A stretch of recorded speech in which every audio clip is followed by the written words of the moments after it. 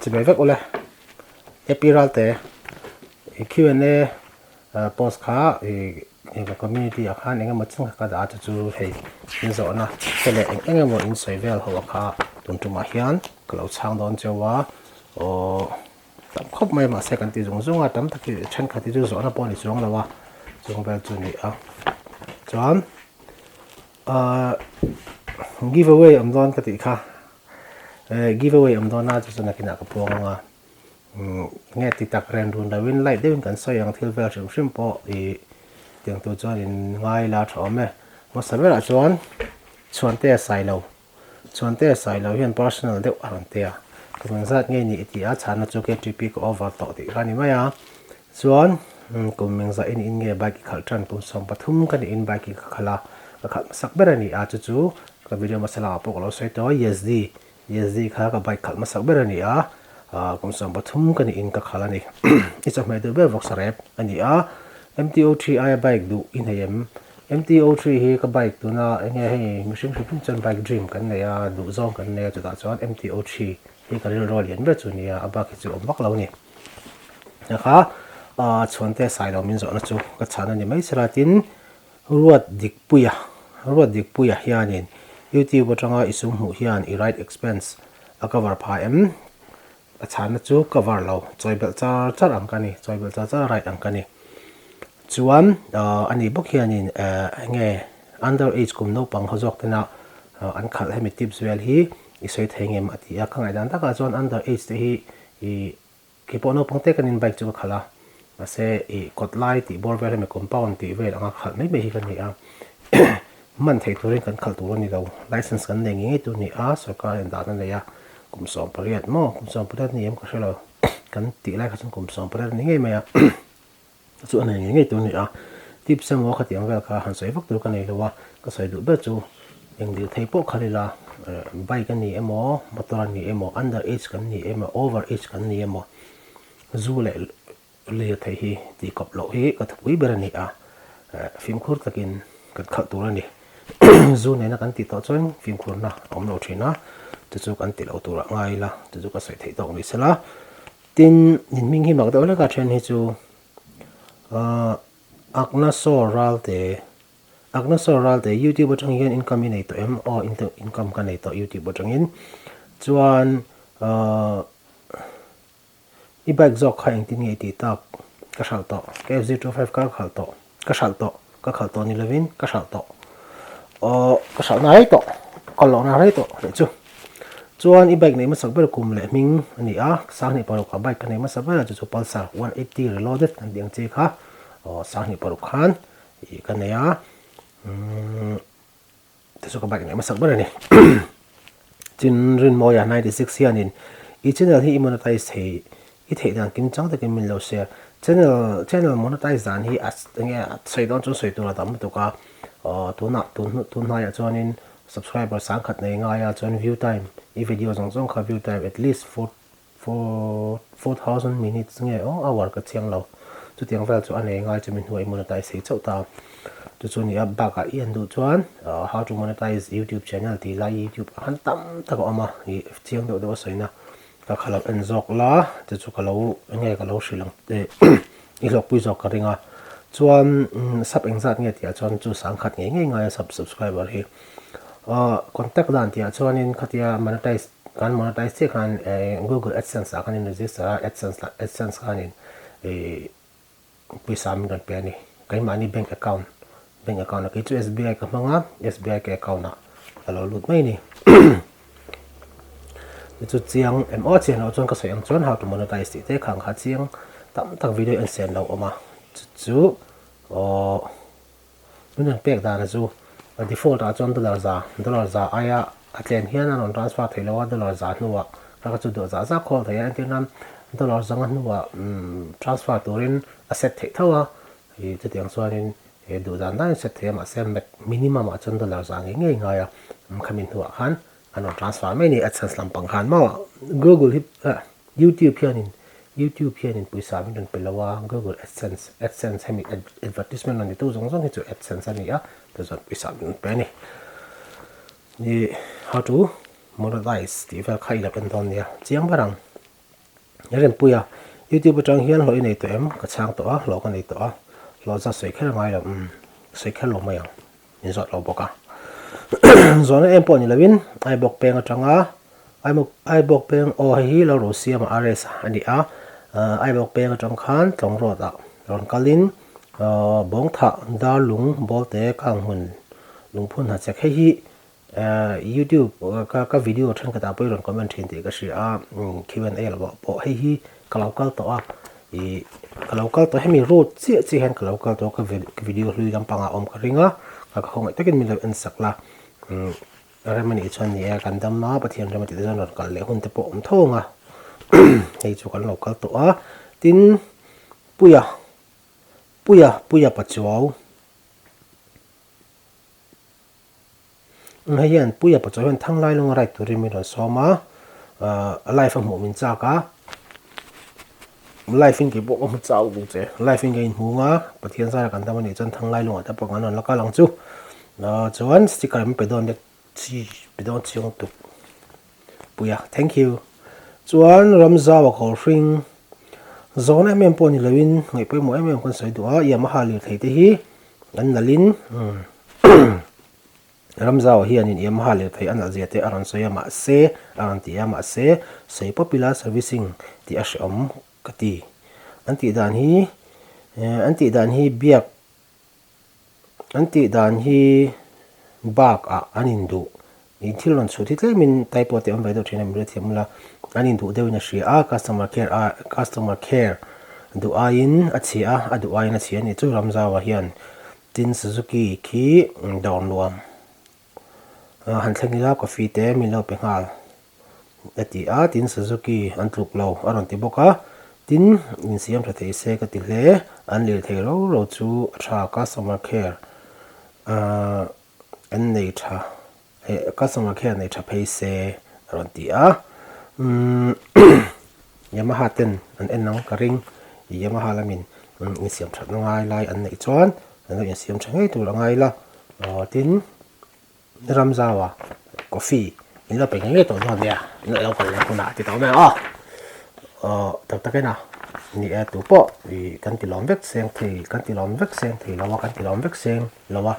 i then kha chu lo ti tau deuh te tha lo ti pol te po kan on ve mai theya se zong a chuan an ni bi ka ring chong lawa atu po mai hianin mi thaber ma kan ti po hi a fak lo po hi kan lo om ve zela chutiang khovel a chuan kan oma yamaha po in siam that ngai la an nei tawng ti chu ka ringa ka kha i yamaha big ramzawa ko sing nge se san thatak ran siama kan lome tin ma puya fan ai i video edit na hi pc nge iman phone a eng app nge ngan phone tang hian video ke edit ngai lo sumsima phone hi kamang lo tu kan ni a steel hrethiam me zo nan ba khian khola chuan in i5 4th gen kam hanga Intel i5 4th gen kam hanga chuan graphic card a GTX 705 Ti kam hanga tin chu 16GB RAM kam hang le a he kan ni hi ni a 2000 ka du ala monitor 2015 a kan ram khom di chuan champhai lam pipu su nu zo Francis 27 hianin champhai lam pipu su nu hi to don nem sar hi min ti thina sar min ti su ap min ti ro ap pa ap mo ka tiang khan ka thil chak ber ni a far ko ti te nge hi tampang su nu sim yan chiar lung yan tlang han ti te atama ka ria khang kha ka to chak ma ing tik nia ma chon karam na tlo ngai ka ringa chu ka chhan na chen ni mai salatin riding gloves te jacket guard riding gloves hi pani ka ne tu na hian man pathum angani chu pakati chu cotton pangai pon pangai ang khani a ro ram thar to wa sa tanga ka le ni a tin gloves pakhat le hi vai tera ni a chu vaitera.co.in an mani site tanga ka cha ni atin alpine star hi ka sai to ang khan video danga ka sai to ang khan present ka don ni a jacket hi pani ka ne ya tu na empty yama haina min pek le pakhat hi ka hak do ber thin hi AliExpress atanga ka cha ni a tin ga ti ve dang che jeans ti ve dang chi chu min ra ti te AliExpress ti te khang a khanin ama khan gat kharon chom hal da ka te tiang chu ka cha la site tlang pui chu ni a minga khiang te YouTube channel li sema wang hian ha sa nai to pha em YouTube channel ka sema wang hian ha sa na pathian zar engma kala tok lo ni lockdown hi zawhna Mizoram pona he vlog itum em tum hi Mizoram pon hi state interstate hi katum mani pathian zar kadama pathian remati chuan interstate right hi project lian ber ani a zu katum bokani tin Nigeria ral te ten ti hian en tik nge itluk ve to itluk accident nat bedroom in a dan vel khe muna nge engve nge engwang nge itluk chhan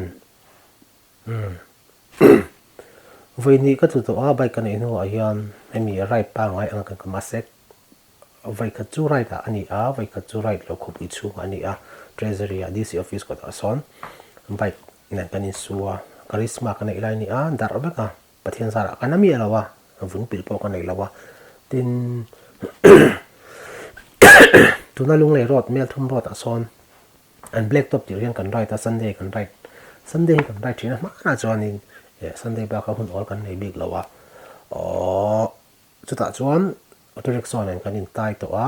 train a ka kan lut ha kan mi alawa ka bai ke ro che de ula ka chu ko charisma kan lai thau ni a chumi pani chi chu accident pa ngai taka tu hila ka khal no ke accident chu ni a pathian zara ka ru pakhat pola tlek lawa pil po kala nei lo ni chu sil la ni mai kan nei chu tluk chon sila ol em hi mo chuan chan mari bazar ko ta andan fo kor ka chila ka tu bok to touch chuan irai thuiber hi zaw khathar ka rai khani kharenga hedaringin ai zol tengin zaw khathar ka kala ri dir ka thlenga chuan kalo let le a zaw khathar tengin he ta biate ya ka pheya biate tengin islungdar van lai phai ti te ti han he ta keituma karon chuaka chuan ser chip lut lewin hetian wall bank konga thenzol lamah ka chukla a chuan hui fang lamah karon pe kilometer za thum le zali tling tra pang ka reng kha ka chiang ko lo kha solo ha kal thei ber chu nyang ni khatil thu a chuan ai thui ka kal ka shlowa chuan kha jeri ralte min zo na rin moya pa chuan min zo na ni kha irai thui ber min ti kha chuan irai na to sol bike chia pathian zara bike chia hian voi khat ma bike ka rai na zong zong voi khat ma bike kala chelo ni ka rai na zong zong a hian chuan AGV le empty helmet dang in em empty helmet kha ka tiral to a AGV le LS2 half face kan ei me kan itu na hian chuan mangai ralte i clock sanber ka shlo wa chan chu ka clock lampang hi ka ngai sak bak ngai lawa chan chu speed rider kan ni lawa clock ti vel ka kher lo ni ki chan wa tlan ta pa enjoy kha ke ma enge ka rai chan ani clock san ti lampang ka rai chan ni lawa ka min shet sakula ka kher lo na za le ti vel za som ti bol vel ba ka ni ka ring lo nei don ta la khovela bike ka eng bike ngei du ber try ti ber bike tha du ber ti eng ma ka nei lawa ka sei ang khat ge chan tu na ka bike du ber le over ka ro ber chu MTO3 kha ani maya to na boyan Mizoram ka no ma ai zoro kan ama kan bike khal dan in chi a input thina 300cc ai sang chu ka mo in ka shelawa chu 300cc under 300 segment vel mo ka tiang ha ka bike du ber a cc ang achun ka bike over pol ani thara chan mari i bike nungmi engatan nge an man engza man nge ka bike nunga kha khami arot kal tail extend na ang chi kha I Yamaha na I hemi an bike min kol ti dona min vo sakani aman zai ka shami lawa an man na tamber chu hemi tourer howina an vo thin hi ni bike ka zen thin ten vo thina zeta ka chon khami al khanin a tail box an tia tail box mela or thingram ang khatiang ta kha le tur thapa khata khanin thil te an da theita chu o ke chon ka mo lem lo kina interstate kan right te po sal back te po kan da beng chu khatiang da ta na ti khani tin til phuarna thil han phuar du khan bar kha lo kal le ta ol sambik ta chu tur ho hian mang na se me ma ka in ti tur ve do niang ka vo chan chu ba ka lo che ve do lek zo kan ka ria ba kan nu pa input rin kan nia mong lian support vak lawa mt in kan thre ka te han extend pa thaphian aman za chu ko shilo ka rin dan chon sang kan za ri ta tanga sang ni zanga borwell chu deng borwell chu niang chuan ro rc ya zo pubg chu iron da don lo mi pubg hi ka ron da tep to chan video dang zel bang han pubg ka ron da man la tai nge rei the nge hlui the ni chong lo ka chu ban chuan kala hadis ala um ka ni ka ron la da em mang ka thiam lo tu ka ni da po ni la mu nam don chong lo ma se ka ron la da thawang midnight ride solo hi ka en cha khop mai raj rai midnight ride solo hi ka en cha khop mai hopefully see you soon at midnight ride. God bless you. Keep doing vlog. I'm big fan of you. Rats ride. Solo ride mo. Midnight solo ride hi. Anh think cái này đang có solo wa. Anh ti ka mo. Lockdown rồi te po ka nang chu. Khoya mo. Night solo ride chu. Này tu ride. Ngai puras ride. Puitea vi ma me. Puitea vi me. Me MAE me hay cần có lỏng đi đấy sao mấy sao style sao lỏng mà nên là cái xe tập đón nâng mà ni sai vắt đâu race số nó xìm mà nó mới tí về race hắn cả là tên lâu xem mà nó cái race ngay rồi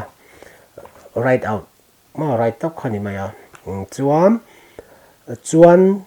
pathum chuan thira chuan tí nào nhỉ chuan right pui to i bike tiam lawin eng bike nge feel na sat le enjoy ber chuan charisma hi pani kanei to a hun lai na ka chon charisma ai bon kham lawa kan nei ve hun mai pokan tu le hin charisma kha kan kha thin lai kan zong kha kala enjoy bike ka chon kala enjoy ber ani ti kha kan sei ta pange anh nuông về em charisma này like cho mà chuan Andrew mà hiền right lệ izin vel na shima thil mak soifia thei chi alo te itong ve to em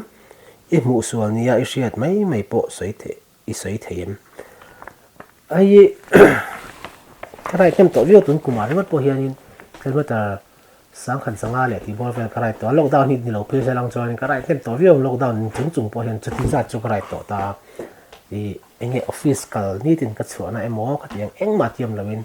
right to shim ma zinga ina tanga ka intek chuang chia hianin kalmata sang khan zanga borvel ka right to a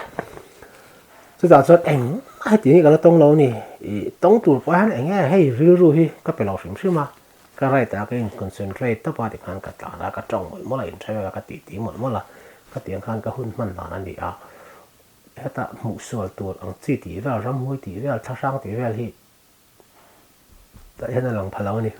chuan kalak mulong ti me kalak mulong reng boka fak zuala motor vlogging hi expensive sia atira chung ten an support ngal chem motor vlogging ka ti than don ti hianin ka ti don ti to re chuang lawa ma se ke entry na heta kina in zona ala om don tho chuan kala sai fe don tho atira chak mai men pokane chong na ki chu thala thin kan ni a ma te tang ten thala thin kan ni a video te kan edita still te slr te kan layer khatiang kan khatianga videography photography lampang shim tui kan ni wang hanin action camera vel te khang te kan entry na ka tui na zawng ani a kalaya chuan right thin kalo vele boxi a kan right ring thowa chuan kata hanin action camera kalaya ka start ve ta pa chu eng chung te karon la chu ka ti don ti pom chong lo ti khan atira po GoPro te po kan le zo lo wa atlom de olek a thavak lo te kan han chu ti atang chon start ve thawa ti khan ka ti tang khan ni a atira chuan chu tulitukin expensive han tila agia tuna kan nei zong ang hi pakhat na kala ni lo tha pakhat action camera man thlom te GoPro pon lovin kan bul kan tran ve be ka ti khan puisa de kan in call ve tiang khan tun hi kan thling ani a expensive don ti chu ka shele tu ka ma se kan nom ti ve ber right nom kan ti ve ber ani a chu ta kara video editing te khatiang videography lampang kha kam tuin zong lo ni ve le a ein how much em chu bang chon di han awesome takina kal zoka expensive lampang ka chu ka ngai to lu tu lo wa expensive to expensive ti chu kan sha ka kha fak zo la ka chhan ani se la ka chhang em ang che chu mo din sang a hian ka zo na chu itlan chak lai hian engtin nge thil soi lai kha pa ngai dewa i soi chun zom thei zok le kan tlan chak tak chuan kan hmalam ba hi ruwa om vak lo ko lo ti mai ni e tlan chak hian tong har khop maya tlang kuin ka tlan chak ma min te kha tong hi chan tlan chak tok lo lai kala in ngai ti na ni mai ka tlan chak ve tok to anga ka in ngai chan ka tong thei lo shim full concentration bai ka pek to chuan tong hi a thei lo top mayang chu heta po hian din sang hian i tlan chak lai tingi tong thei iron tia ke ma hian tlan chak ka len ti to lo ka tong thei ni chu ka tlan chak ta chong ka tong thei lo ka tong thei bi lo ni ka chhan na chu ni se la g loading hian nge min zo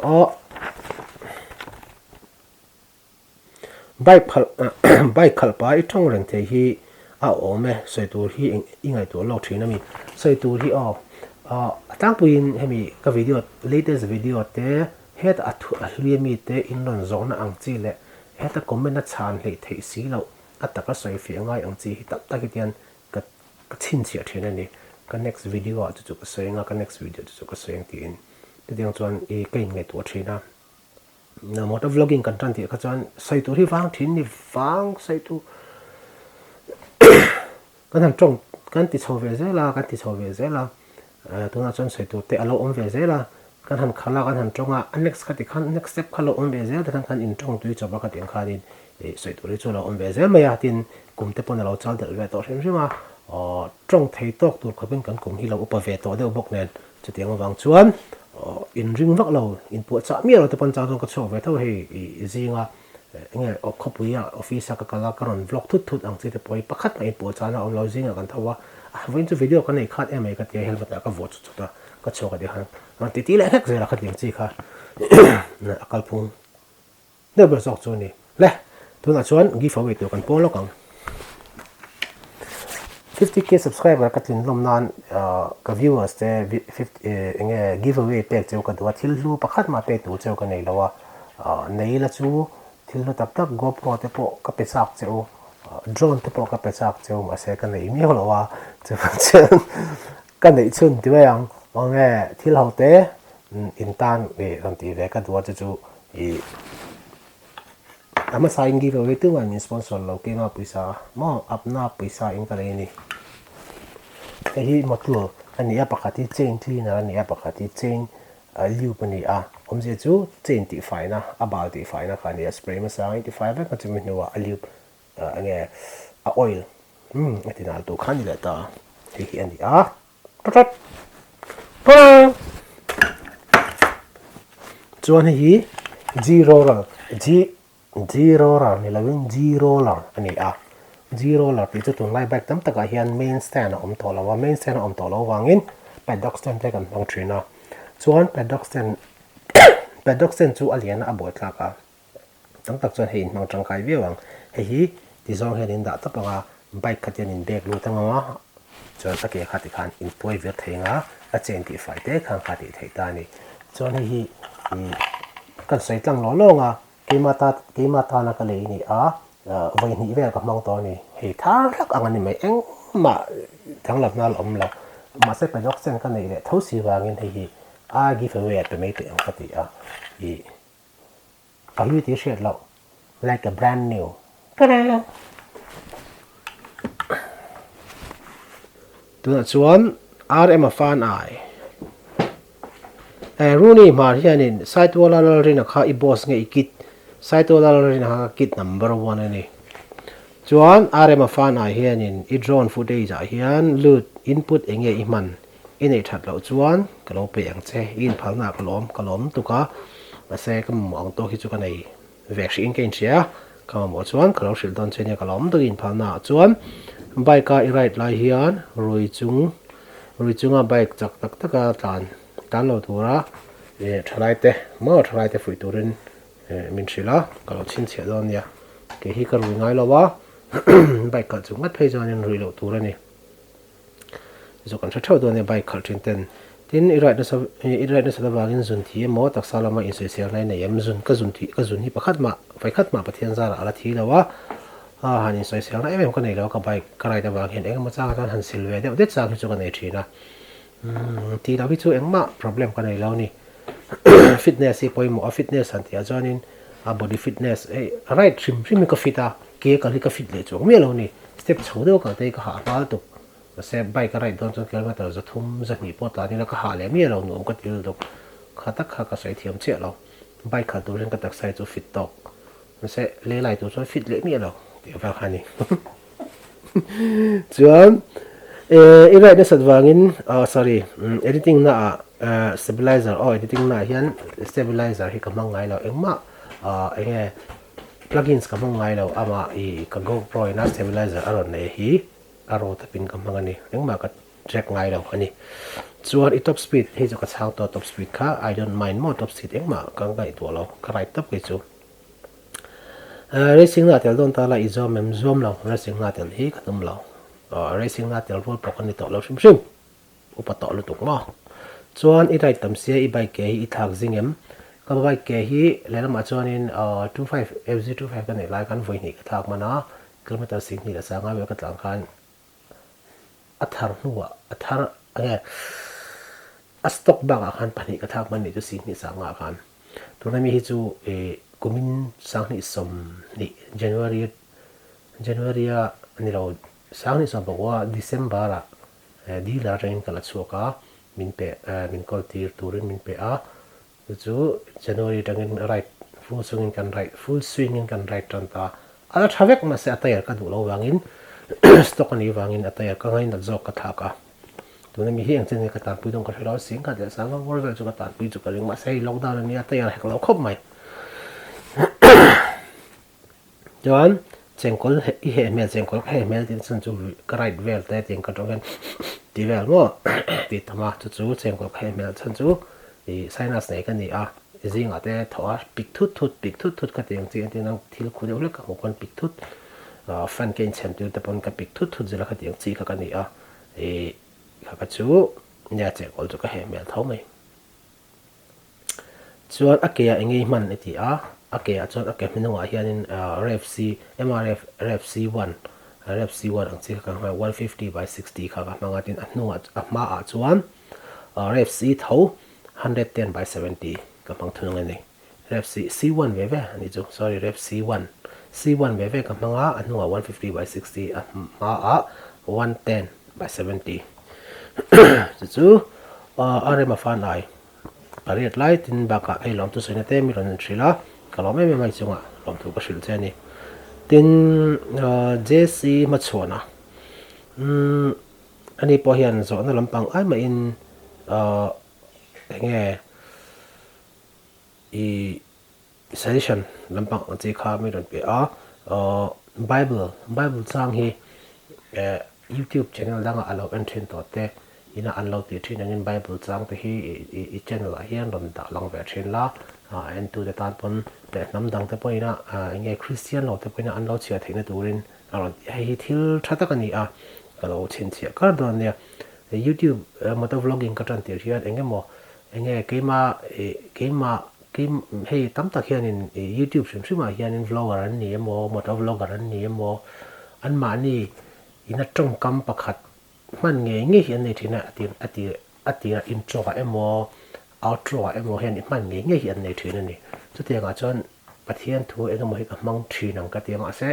kalau the ngil la thina hei session thatak jc ma chona hian miton pe he thil hi lo chin che ka ranga ron ti lo sa nge chu ka tum don nia ka lo me tin tha thoi sing he chu me te yang a tha thoi sing chu nuai zari ti ta pon ngang 300 plus km right te itu mem tu me 300 plus after lockdown mo tum 300 item pon ani ang kan tama pathian re pati chon kan tu mem don nia tin lo ro dika itilon chuthi ka chia le thei lawa e-bike ne ya tia question mark ida anga tun thlengin accident ilan at ber pathian sara voi ni ke accident to bike in kalana lo ve ni chuan ato ber han la ela hrethiam tila tapa enge ka nga ka hriat thelo hi nge se tum ding le ka bike khui ka sal to te ka nai se thengem ti nan yang a ka sa vak lo mai thei na ka la ro dika idu le hata comment section a khan thaden mi ron zot le lak lo chang don chen ya chuan msd pa cho hian right hian chi chuan har sa nei nei tu em kha che kha a zo nei ang che a har sa na kala nei ngai lawa collection har sa ta ki kala nei lawa voi ni right pa ngai voi khat ke accident to a na chuan kho chunga voi khat te sol to a chu ta chak wang ve ni sei ta pange kliman chong thu Royal Enfield hi ngai na lo nge iti lo lak lo nge tin right nan man ve du na te inei ve em Royal Enfield hi tlem mai da ka video po min soi hu tam takin omak sia Royal Enfield bike thata kan ya bike nom ta kan kan khal dan en phison ai mil lutuk tan chak ngai lo tan te ta right thin kan ni ama se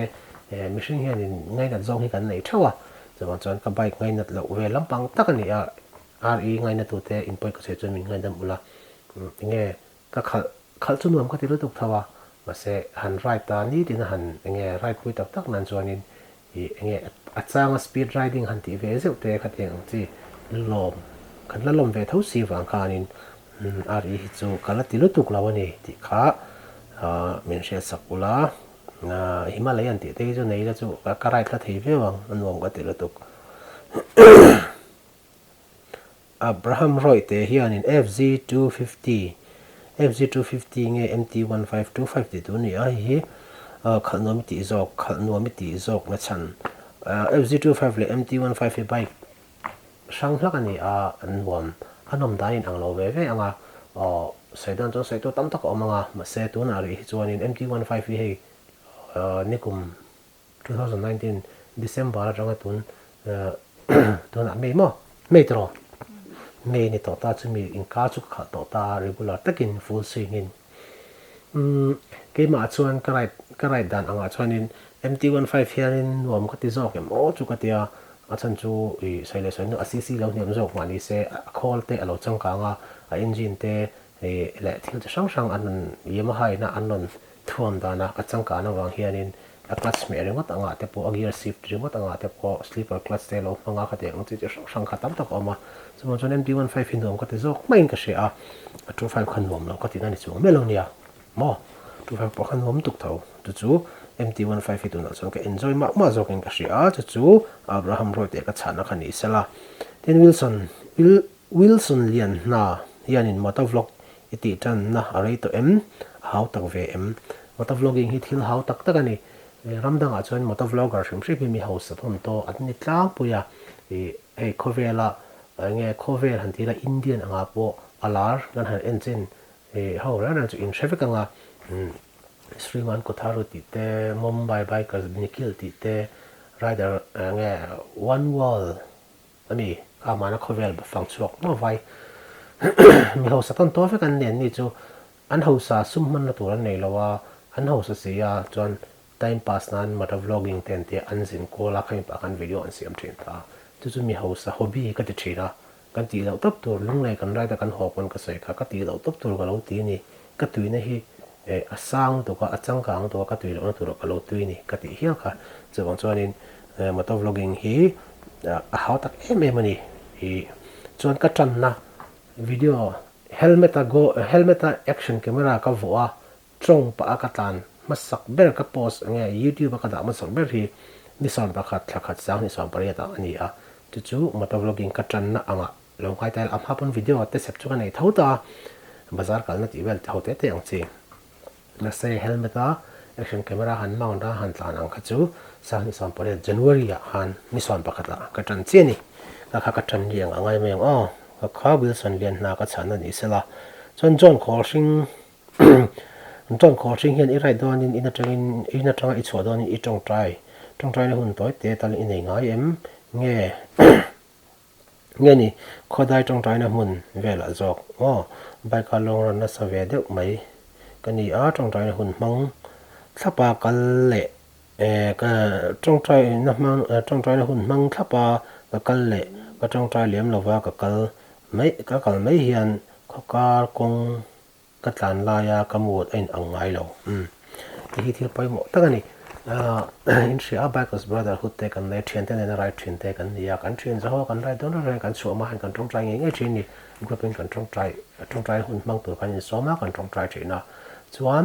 a chang phei chon kan hor rol lai hian ai zo kha chung kan lu le man lo tu sai na te kan nei le thina cho tiang chuan in kan ti tlang pui thina ke ma ka right don ra reng hi chuan in e unplanned right hi om vak lo ni ke ma solo ka right tu ra reng hi chu mani reng diu ti lo kha chu plan right vek de ani a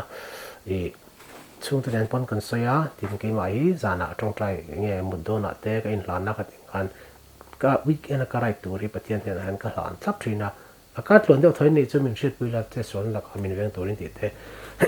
ka te kan ka tong trai thina tin ka right hian chu tiang in a san pa in khodaya emo ka tiang a kan tong trai nei ka nei ta lo ri ru tong trai nei in ka chhuah don hian in ina ka chhuah don che hian bike ka sat nuan ri ru tong trai nei ten ka hlan thina tin chhun lak lo lai te po enge mo thila lon tu sei tong trai na te ri ru in ka te dinga te mau ka tiang khal lo khan ri ru in ka tong trai ba thin ni tu chu ka rai dre ringa kal phung ka ti reng thin ani a e John Colshing lo tong trai zel thin te tong trai na hi powerful belani berani tharte khiang te KL i vlog emo rai chang hian bike khal thar ta na hriat tur emo ti pa theng em rai bike khal thar tips mo tips si info bike siam thata takin an siam thina chu wang chuan in tips bike khal dan ti te tiang hi chu info bike sampang ko ta han ka da to pa ke hi chu in thret ang khan explore mun fa kala ka tiang rai ka tam nga ka ru om ber ni ani e a chu chuan kan na sei don ne kang ka chu ma tha sei tur em chu ka shelo mi the ka ro sei thawang chuan giveaway kan sei le ang hemi hi aman thei dan kan sei ang adan le dun te kan sei tun comment tun video Q&A video hi inon comment anga chuta chuan comment thaber ka thlang chok top don di comment thaber an ti akhanin a pathian thu zong le da ti vel lampang kha di lo YouTube ne na ain kai noi mo khata comment tha ka ti ke ma min ne tu ber kha pakhat ka thlang chok top dona chumi chuan hei adong don ni motul chain cleaner le lube le zero la himanga amananga chu IG ka post don ni IG ni som ni pariat zana IG Instagram min la follow lo inam chuan ap_round ati khan min follow nga chuan IG kan puanga so IG kan puan huwa chuan aman tu nen khan in contact dat kan ngai tuang kan pan in kan in contact nga so IG min inbox nga chuan ka phone number ka peng chenga impact dan tur kan sei nga sticker idong tel bok chu akal phung tu chu chiang ni som ni pariat zana IG Instagram ni zo chuan bar and bar tluanga hianin an zawna chu min on zawt lem lawm a se video en than chuan zawna Q&A se mi ngai em po ka ti chuang lawm a se a thathaw e viewers se ta na hi tianga hun ron hong hi lawm ome aron tia bar and bar tluanga ne lawm thu ka hrila che tin laurin puya action camera GoPro ni kherlo hi man tlang ve tho si min lo suggest tur ishia em action camera hi tam ta ko ma 4K ti te HD ti te tam ta ko ma ma se ki chu action camera hi GoPro hi ka man ber ni adang hi ka shavak lo ni i man china en china footage te en chin lo chon chu le ro chu ti ro ti thi har sa a YouTube a po review tam ta ka ma chi sang sang kha hanin indu anga kha en chin ula ka shet nge ka sai thiam dan ber thina chuanin camera re reng hi aman tlom mi atha thei lo ti hi ni tak mai ni atlem ber asing ka sangai chungai nge ka ria action camera tha tu chuan chu lo GoPro ni khalo sing ka sang tum ti bor ga ka te wan bor ga ka chu atha tok tur anga mai la tha khani mai heta aman tlom kha ka zuk khres si lawa ka zuk en ve si lawa a footage ka si lo chu wan chon chu le ro chumi chu tlom chu tha ti hi ka sai the lo GoPro ni lo chon wai 4K ti te hi ki chu tha ka tia chan chu ka thian pai ni ya aron keng to an na thona ka en to action camera tha tak ani wai 4K ti te hi GoPro ni si lawa chuan chu larin pu ka chhan ani sa ms luang aren thlei ti an sai to la ko mengzat nge ilo to sai to la hanin sani pakhat ti bor vel kum khat lo kum khat ling lo shet ka pate karon ompuya chu sai to la karon hun chung sani pakhat sani pani vel yang tiang bor vel a jon karon omani ka chiang to che lo larin ata in chung han am thin ni i video hi engber hian nge view nga ber ka video view nga ber chu nagaland kan zina dimapura kan bazara tlaya kan bazara join action camera GoPro keng me te nga ti tu omchong lo ka te ka kenga chutia kan kalpa te ka lak ber me kha YouTube han ka da tu 2.2 million ver in view an ne to a ma se hey enge uluk ta ka la kan ni lo kalpa te me kan ni ya an thin rim tu kan ni aina piang an thin rim ni ma se thapian 2.2 million view ne to ni mình sẽ thiền một cái sọc khi ra thắt à chuan cái nên chọc lẩu thắt mày bây giờ thang lúc mình là sẽ chia trên thì mình là phải lóc còng chuan rất mà ngao cả hiền chú video tấm bẹp thì khăn này chuan anh kia mà khiêng tê thì hiền khoang lên là mà hiền rồi rai thì tấm mềm on là chỉ nó có sền khăn chìm lắm ạ có sạc lắm bằng rồi đây thì chú có sạc rồi do có thể có đồng cả khan hun cái này chép được các khả bằng khan nên khát lắm bằng anh ấy khó bùng tí lắm bằng gì khoang lên thì sẽ point into pants thì cái nên lock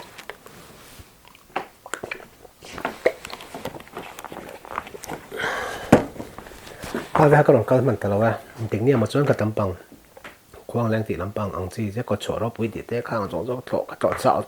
chỗ chảo tục cho thấy như chỗ làm tôi là ngay yang anh kia mà cái chán là trên sẽ là it's me play it's underscore me play here nên tiếng nghe VT về là VT lắm bằng anh là tiếng nghe về mấy đâu mà về thì cũng ngay anh chị tôi kia là tục cái chú street naked ngay na cái này naked bike ngay na cái này chỉ bằng cho nên VT thì té nghe CBR 250 mo Suzuki Gixxer SF thì về là mo khát tiếng làm bằng cá cái bike khát lộn thì chỉ đi là wa naked mo street naked kan tiếng chỉ FZ 25 kan em hapon FZ 16 khát tiếng kan FZ series cho tụi nó MT à cái lút lệ ta khát tiếng chỉ naked ăn cá cái lawm chú VT thì về tới RC thì về tới cái khát lộn chhan cho này đâu mấy luang hào zel cái right hiện cái right ta expensive sản để sản lộ mình là do ta right tweet thì xí YouTube income hiện nó cover phải hay chọn chi là cái chang to apalawa expensive về view right thì petrol man hoặc là chạy man Red Bull thì song til pai lo ngay chuan ruột dik puya right na hian khokong ka la thasang hi po thasang bok no thasang ka la mulo ram hoi po ka la mulo cái ngày tuổi lâu một bao cả túm vắt lâu không vào cái chú right một han ẩm tóc anh mấy cái chú chú rồi đi bây giờ cái chăn này sẽ là chuan đi nal chuan mà hiền hi po hi cái chang tổ thấu i latak tak ke ikal thin si a i bai khal awang hian i taksa effect an yam pathian zara wa in thleng hian engma rin soi sial na kala nei lawa mania khuta ni sakui lama kan kapon kat khat lai ang pon kala tan sak ran kati vel khama kati khop khan ka enjoy an nom kati di chuan lal mon puya mp a i bike man lai hian pelen don chem kum sang ni som ni tan khan itia sang ni som ni tan min pe len lo tu chu engma ka shabik lo ni ka kha ka chhan na chen i sela som sa chak chuak i bike ma sa zo kha khong ya i shal to em ka shal to na chu ka shet chi bik lo a chan chu anei tu hi ka shet tat lawa ka zot lem lo boka ka shal to na hi chu ka shabik chi lo ni chan pu yami zo i bike kha liter khata ke mengza nge tlan thei mani rendi ka kal khan amai li sa ka zon liter khata kilometer samli pali le ti ve ang khana pe a chu long run ani a khopon tlan ani a ko chu nga chuanin 30 plus 30 le 40 kar vela am ko ringa md petrol he ta kan ni lem lowa chu he ta kan ni lem lo na chungin a he ve tho a ve thei ru je na ni chu ma chu tlan da na je ta poni ve ta a bai kan khal da na je hian petrol a9 a lo ve lu tu ka ain ang lowa 30 to 40 kar vela da khopui chunga chuan khopui pona chuan 40 plus te puna tlan ve thei ni chuan la rin kima ti hian motorsport la mi tuipui ve rim shimem no pan lai jang no pan line start tv kan nei ve lawa an no pan nei radio lek to a dang des le india ti chaute ni a khang lai han motorsport hi vak po ka shelawa jilet wall sport i wel rezo kan entry na khang han toy de te jonan ti lang thina motorsport ke entran tak tak chu 94 borvel tang han ke entran f1 hi ken ma sapota motor gp chu ken na rei lo le zola chutiang chuan ma se aron kalom to nu ve ka hi chuanin kum chuan hian rac f1 le motogp chu kami sky lo shima kami spon nge a recorded ang hi ka changa ke en khap zel chutiang khap chuanin kalom ve ni chu chuan ma pu ya hlon do ti hian state pon lam right te itumem not is ho tal chu not is state 7 sister fang chok to hian ma pu hian minon request a ka soi du chu pathian zara kadamani chuanin interstate chu ka tum rim shima se ka soi photin tang in youtube ka full time job ani lawa azon na dang ka number 1 mo ka ne ya chu ka ngai poi mo bera chumi na apia lampanga ka man ani chuan emo kan ho tu te kan phala ni chuan I not is fang chok tu copy jan ka relu chu kala pela ma se khoi ma state ber chu mo changin tho aram kon hi len sa tak Linux hit lova khoi ma state ber ai chon kala kalang ti kha chu kala soi ni chu ka khani a zawt last page any day no last second page chuan share the chong thu hian in bike masa fz25 I shal nge hey fz25 ka shal thu hi ka sei lo mun le ka video hen ka ti ka sei mun view kan ka se zone tam le te fz25 ka shal to fz25 ka shal vector vector ni lawin ka shal to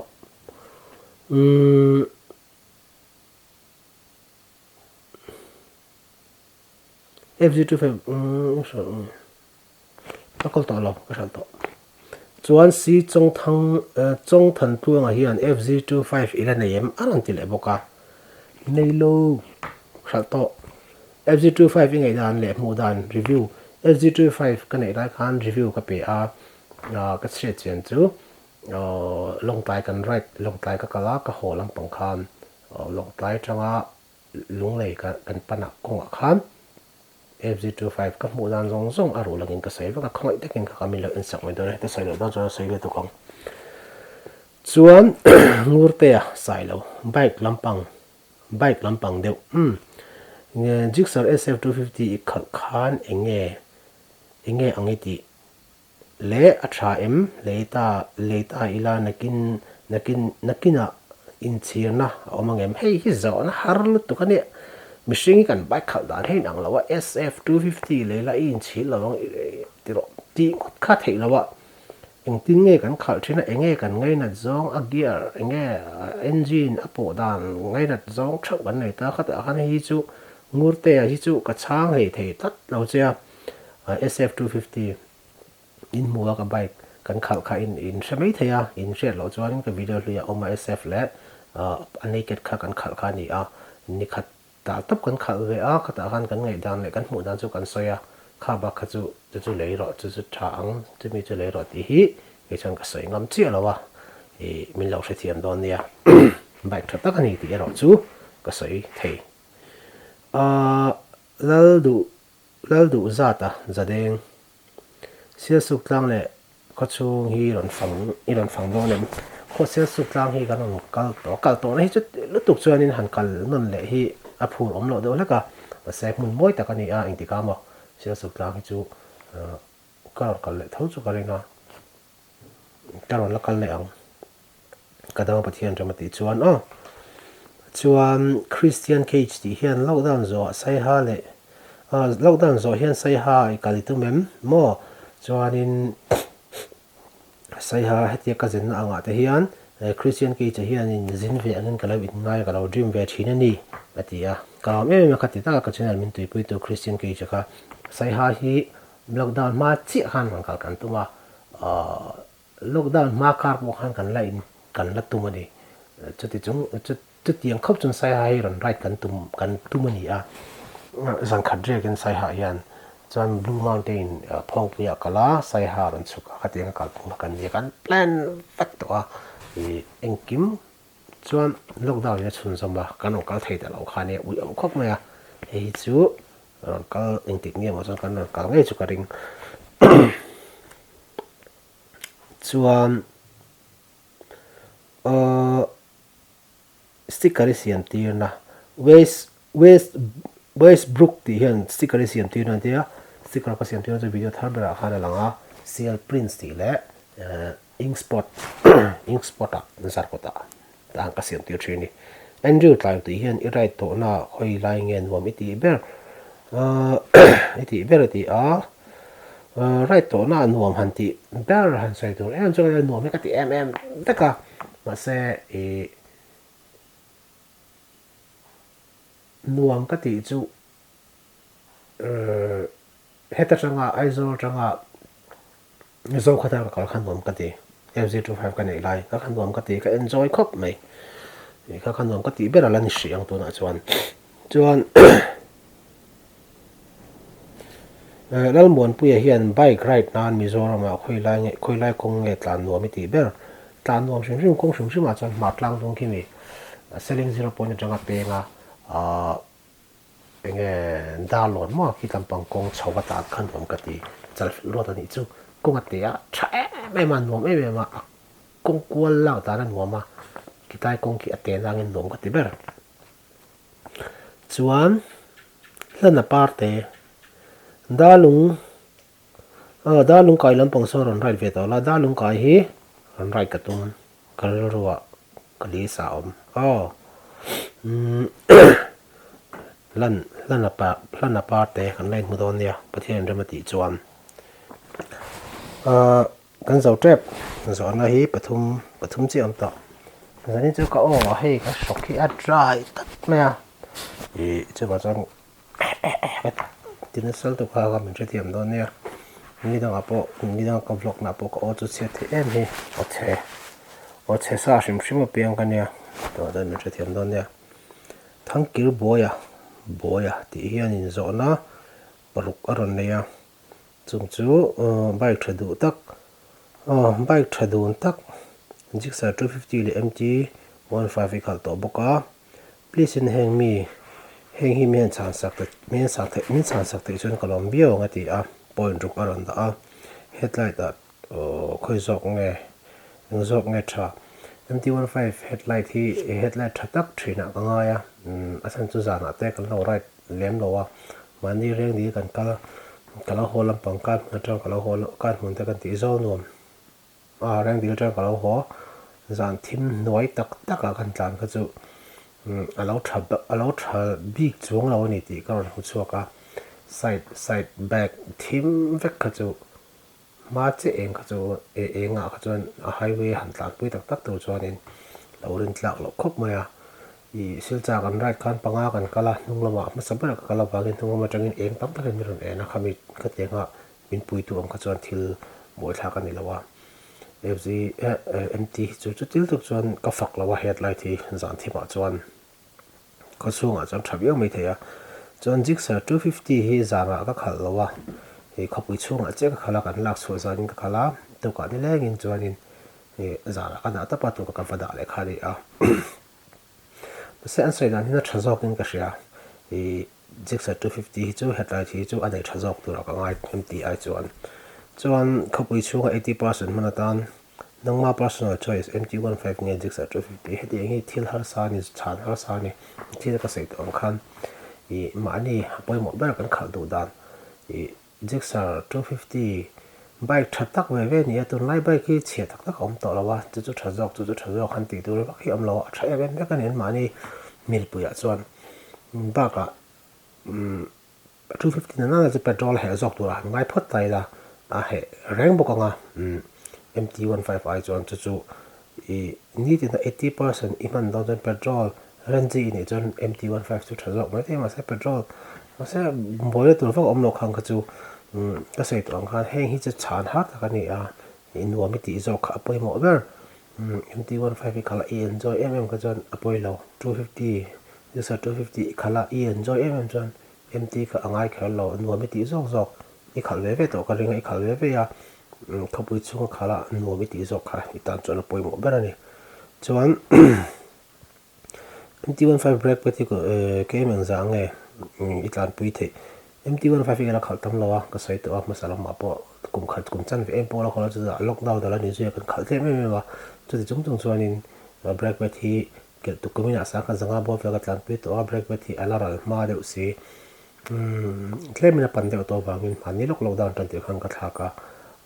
a ma in kha brake pati kha eng chen ni unlock tlan pui to ka shelawa demo bai ka ni a to mt ka kol lai hi so mi thar ni lawa ni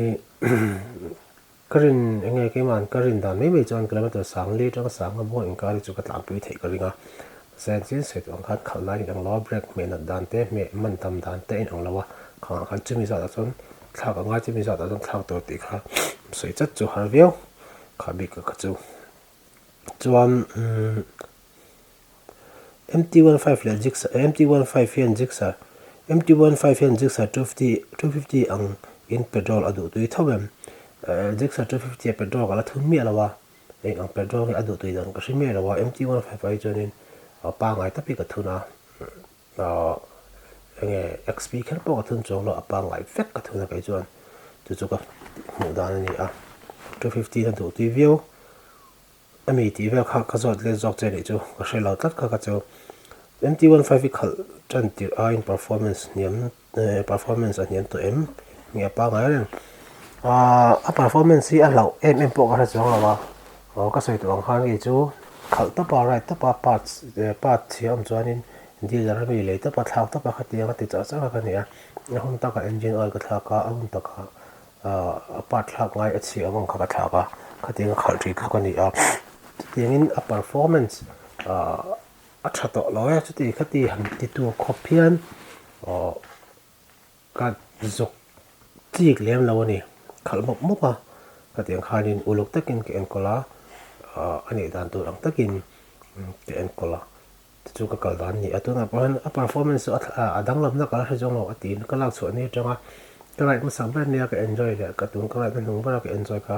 nang lam na lo a chak da lo riau te ta riau chu ni ta riau ti tu complaint chu pakhat ba ka nei lo ni tu na hian mt15 be ka chu mo jigsaw 250 I khal khan gear saki tong ve them gear sak kha ka tong lo clutch ro ka chu sak ka ti bio kan khal ni khan chu thank you boya ka chana che ri sela chuan ma chuan hianin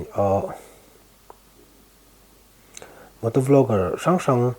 alon soya toll free traveler ti te mumbai ni kil ti te khang te kha alo en ve thin thu min thila tin Indian vlogger ah hian tu ngei en mun ber Indian vlogger ah hian tele to Indian vlogger hoi ke an tam lo ma se ke an tam ve po tak su Mumbai bai kan nikil ti ke an tam per ani ya tu na han a vlog vak ta lo ma to vlogging lam pang hi ti vak ta lo wa chuan chon ke an kha de la ka streaman ko tharu ti kha ke an sa a in rider girl Visakha ti te po kha ke an vai nu ka on her boots ti te po hi ke an on her boots ti te po ke an thawa ti kha ke an kwal du ani a le la nge chu tiang han soi top tu ke an regular top tu en regular chu min chu ke en regular ba han ti tu em chu kan lo ma se ke en lor na sa ri tianga right chin ho hi speed riding ti ho po ke en ve zo tho boka mainland lam right solo right hi te e chak zawng ani ve mainland right tu hianin ril rui kala pelawa ka ril ro om ber chu ka chak ber chu tawang han ti te kha te nga han kal tiang ba kha ni khut lampang hamara des lampang de la ko chu ril ro chu kin ka pelem lawa kal theile chu kal tu chak bia wa sei to khanin du na kan right theilawa YouTube hi kan na ni se ati theinga kan na ni mio lo hun man chak chang rai thin kan nia kha wa chon du na zong lai chak na zong kan kal thei bik lo wa chak un via tho mai men len kal po chu chon tham ral te hian bai khal no mi ti em bai khal no ka pe to chu ka chhan na ni nga the semi fan a hian bai khal bai khal to engi khal no mi ti ber china khan ka sei ten ka shia a hun la ya nen ka ti ber charisma an khal wak thin lai khan dom kal ti ber hun lai chu ni a Elena Reuben ti hian FZ25 hi ka type iti khan ka shia a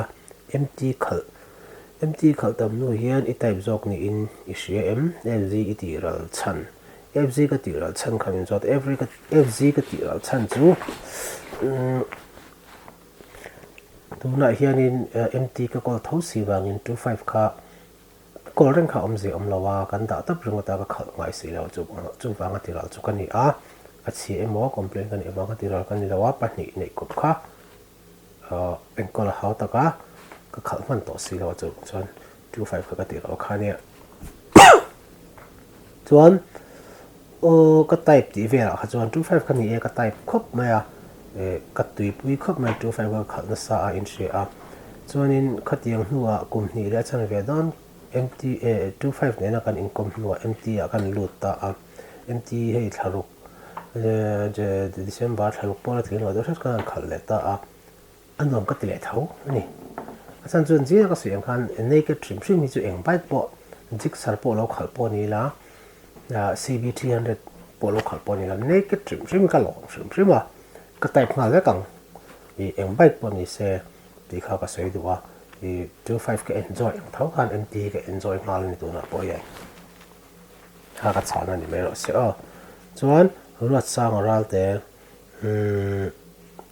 enge call man tlang pu chu ka sei to na chi da khanin ka hnuwa mi hi ni a chuan channel monetize to chuan za sub atangin ngi monetize ka chi da ka sei to sang khat subscriber nei nuwa